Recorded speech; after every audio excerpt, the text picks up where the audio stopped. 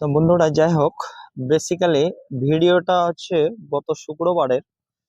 আমি যখন জুম্মার নামাজ পড়ছিলাম, তো জুম্মায় খুতবা শেষে মৌলভী সাহেব আমাদেরকে এলান করলো যে এই ব্যক্তি একজন একজন রবি দাস বলে একজন ব্যক্তি, বিশ্বজিৎ রবি দাস। তার সমস্যার কথা তো আমি একটু স্তব্ধ হয়ে গেছিলাম যখন ইমামের মুখে শুনলাম। স্তব্ধটা এই কারণে হয়ে গেছিলাম যে উনি কি ধরনের, কোন জাত, কোন বর্ণের, সেটার জন্য না আমি স্তব্ধ হলাম। যে আমরা কত সুস্থ আছি বলেন, আমরা সুস্থ শরীরে কত সুন্দর চলাফেরা করছি, আমরা বেশ ভালো আছি। তার জন্য আমাদের সব সময় উপরওয়ালার কাছে শুকরিয়া আদায় করা উচিত, আলহামদুলিল্লাহ, যে আমরা ভালো আছি। কেন আমি স্তব্ধ হলাম? ওই ব্যক্তির দুটো কিডনি নষ্ট হয়ে গেছে, লিভার নষ্ট হয়ে গেছে। তো উনি হচ্ছেন, উনার বাবা, মানে মসজিদের পরে বেরিয়ে দেখলাম মসজিদের বাইরে বসে আছেন, সাহায্যের জন্য এসেছেন। উনি হচ্ছেন রবি দাস, আমাদের জুম্মা মসজিদের ইমাম সাহেব। খুতবা শেষে নামাজ শুরু করার আগে এটা বললো যে একজন এসছে এরকম। তো ইমাম সাহেবও যেটা বললো যে সে কোন ধর্মের বা কিরকম সেটা বিষয় না, আমাদের উনি এসছেন, উনি বিপদে আছেন, আমাদেরকে সাহায্য করা এটা আমাদের কর্তব্য, এটা মানবিক দিক দিয়ে। তো আমরা সেই জিনিসটা শোনার পর আমার একটু মনটা খারাপ হলো। তারপরে নামাজ পড়ে বাইরে এসে যখন ওনার বাবাকে দেখলাম, দেখার পরে ওনার বাবার সাথে আমার যে কথোপকথন হলো, তাকে আমি কি কি জিজ্ঞেস করলাম বা তিনার সাথে কি কথা বললাম, আপনারা ভিডিওটি পুরো দেখুন এবং অবশ্যই সকলে শেয়ার করুন। এই ভিডিওটা আমার ভিডিওটি করা এবং শেয়ার করার মূল উদ্দেশ্য হলো যে আমরা প্রত্যেকেই একটা হচ্ছে মানুষ, আমরা পৃথিবীর শ্রেষ্ঠ জীব। আমাদের ভালো মন্দ, ভালো খারাপ সব বোঝার আমাদের ক্ষমতা দিয়েছেন উপরওয়ালা। তো আমাদের সব সময় আমাদের উচিত কোনো মানুষ বিপদে পড়লে তাকে সাহায্য করা, তাকে কখনোই কোনো ভেদাভেদ না করে, সে কে, সে কোথাকার, সে কোন প্রতিবেশী কিনা, আমার গ্রামের কিনা, কি আমার জাতের কিনা, এসব না দেখে মানুষ বিপদে পড়েছে তাকে সাহায্য করা উচিত বলে আমি মনে করি। এবং আমি নিজেও এটা ভালোবাসি, কারণ আমি চাই না মানুষ কখনোই কষ্ট পাক।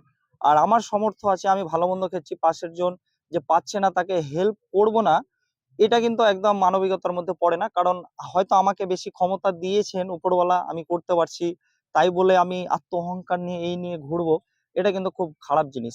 তো যাই হোক, ভিডিওটি আপনারা বড় করছে না, আপনারা পুরো ভিডিওটি দেখুন এবং বেশি বেশি শেয়ার করুন, যেন প্রত্যেকেই ভিডিওটা দেখে এবং প্রত্যেকে অনুপ্রাণিত হয়। যে আমাদের মসজিদের ইমাম সাহেব তিনি যে কথাটা বললেন সেটাও তো খুবই ভালো লাগলো। তার সাথে সাথে আপনার ওনার বাবার সাথে যে কথোপকথন হলো আমার, সেটাও আপনারা দেখুন, তাহলে বুঝতে পারবেন। তো চলুন ভিডিওটা শুরু করা যাক। কোথায় বাড়ি কাকা? লস্করপুর। কার, কে অসুস্থ আছে? ছেলে? কি? অসুস্থ, তা আমি কোনো আলাই করছি, কিন্তু ছেলে কিডনি নষ্ট হয়ে গেছে। দুটোই কিডনি নষ্ট হয়ে গেছে? হ্যাঁ, আর লিভার নষ্ট হয়ে গেছে। লিভারও নষ্ট হয়ে গেছে? হুম। লিভার কিডনি দুটো নষ্ট হয়ে গেছে। হ্যাঁ, কোথায় ভর্তি আছে এখন? বহরমপুর মেডিকেল আছে, নার্সিংহোমে। ডাক্তারে কি বলেছে? সুস্থ হয়েছে এখন। সুস্থ হয়েছে? হ্যাঁ। কত টাকা খরচ হবে বলছে আনুমানিক?